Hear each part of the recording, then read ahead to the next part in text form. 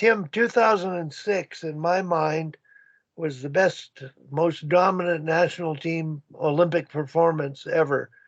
Um, and I'm curious about the roles you created and how you managed the bench with that particular team, because from top to bottom, everybody seemed to produce and contribute. Can you talk to that experience? And it's a long time ago, but I think still has application to how we coach today and create synergy today. Go ahead, Tim. Yeah, like Mel did a terrific job that year of like you talk about, Wally, basically auditioning all the players for all the roles a lot for a good chunk of our year. She would change roles, change assignments, so every player was put in kind of every role.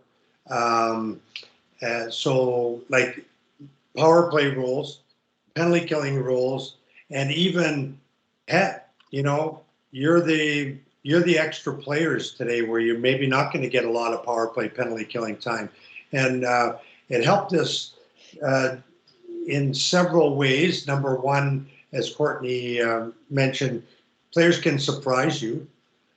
We all have maybe little prejudices at times as coaches, and players can surprise you given an opportunity to perform.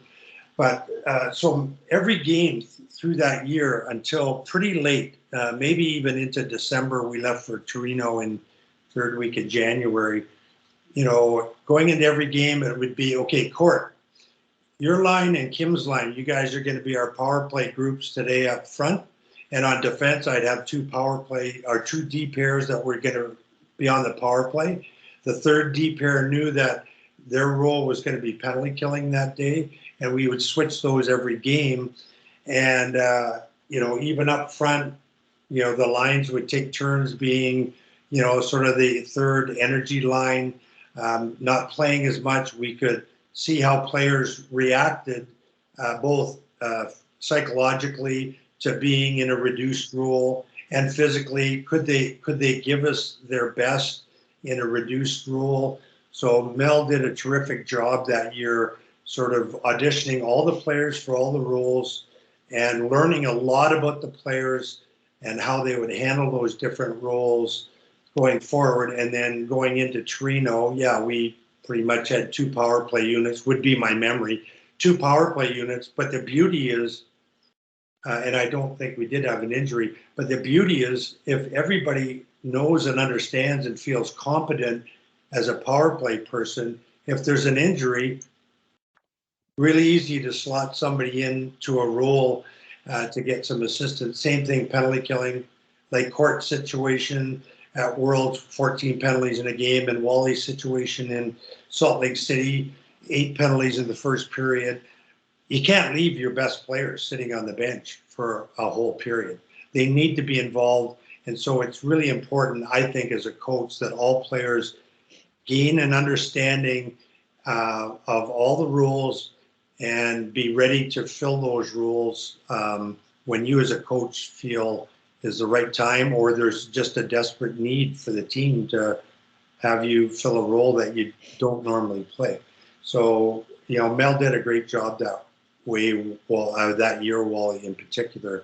And we did play 4 lines a lot, but we did have an energy line. Megan Augusta was one of our energy people at that point in time on the development front. Like, she was an extremely gifted offensive player, but she was one of our water bugs, we called them. That was our energy line, the 4th line. Go out there and create chaos through just use of your speed and your energy. Roles are really, really important, of course. Courtney, we use the term transmit belief. That's a coach's job. And what Tim talked about is defining that line as an energy line and them embracing that role is critical. I experienced observing a midget AAA boys team this year from the get-go. they identified the two skill lines. The third unit was sort of the uh, lines that could sort of half skill, half energy, and the fourth line was energy from the get go. Consequently, the power play people were selected, and a lot of things were allowed during the season where the best players could take minute and a half shifts. And it all worked out to the detriment of the team by not leaving a sense of earning your role. And young players are going to evolve at that U18 level.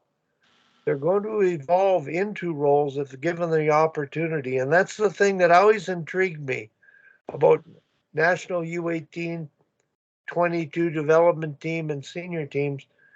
Everybody that makes those teams has been on the power play growing up. Everybody who's a forward usually played center, and they have to become a winger, and they have to, that psychologically, it's a big adjustment to accept. So I think that's it's really a part of the art of coaching right now. And in minor hockey, um, the biggest reason I'm on is try to wake up minor hockey coaches to managing a bench versus shortening it and building and transmitting belief doing that. So welcome, Sammy Joe. I'm sure you're going to enjoy the hour and 7 minutes that we've been able to talk so far. And congratulations on a great job broadcasting. Courtney's been sharing her experience at the U18 Worlds that they won with an all-female staff, and it's just been excellent. So, And Sam,